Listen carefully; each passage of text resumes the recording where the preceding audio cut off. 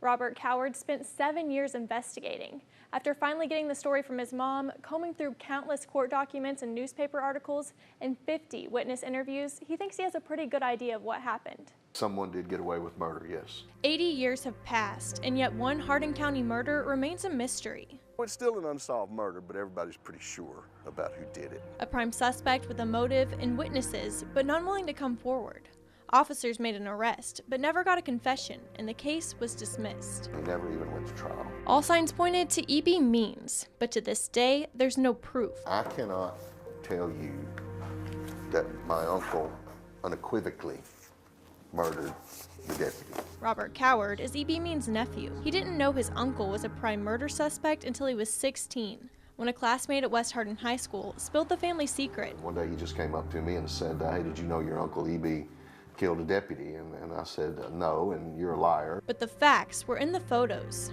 Sure enough, there was my uncle being fingerprinted for the murder of a deputy. Coward confronted his mom.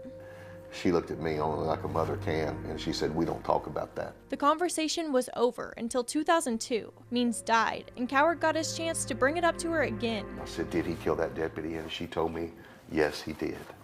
And she told me the whole story of how it happened. Coward's mom had advanced Alzheimer's, and while she remembered 60 years ago like it was yesterday, she couldn't remember yesterday. She passed away a year later. That's when Coward's real research started. Interviewed about 50 people. His interviews took him back to the Boomtown days. Saratoga went from a population of 300 to 3,000 to 6,000 almost overnight when they discovered oil. Even though the population was at a high, law enforcement was scarce. The closest law was in Koontz. Besides, of course, James Reddicks, a sheriff's deputy with a reputation. According to everyone that I talked to, including his grandchildren, he was involved in graft and corruption. The story unfolds on June 30th, 1939. But there was an altercation between the deputy and my uncle. Coward says the traveling tent show was in town, and not everyone could afford to go. My uncle was just being neighborly to the local kids and was lifting up the tent, letting them sneak in, and he was caught, and Deputy Reddicks was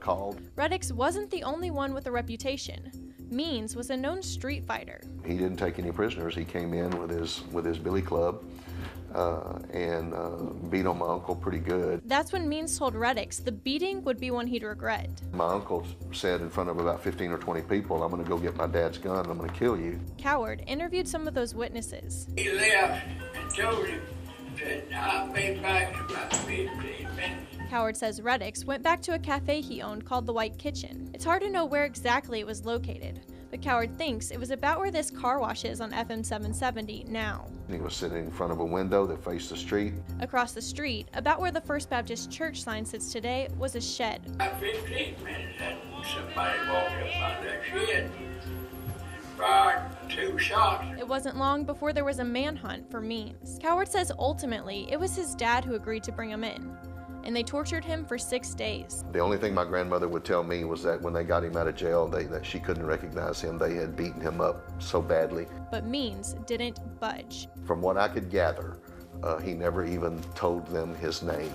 Means was indicted 2 months after the shooting. They had sent out 55 subpoenas for witnesses, and they kept coming back. Cannot locate, will not testify, will not testify. With no witnesses, no confession, and no evidence, they had no choice but to dismiss the case. So they tried for 2 years to find somebody who would turn on him. A secret buried deeper and deeper as more years pass, along with the witnesses there to see it happen. No one ever confessed to the killing. No one ever implicated my uncle. As far as they were concerned, whoever killed the deputy had done the community a service.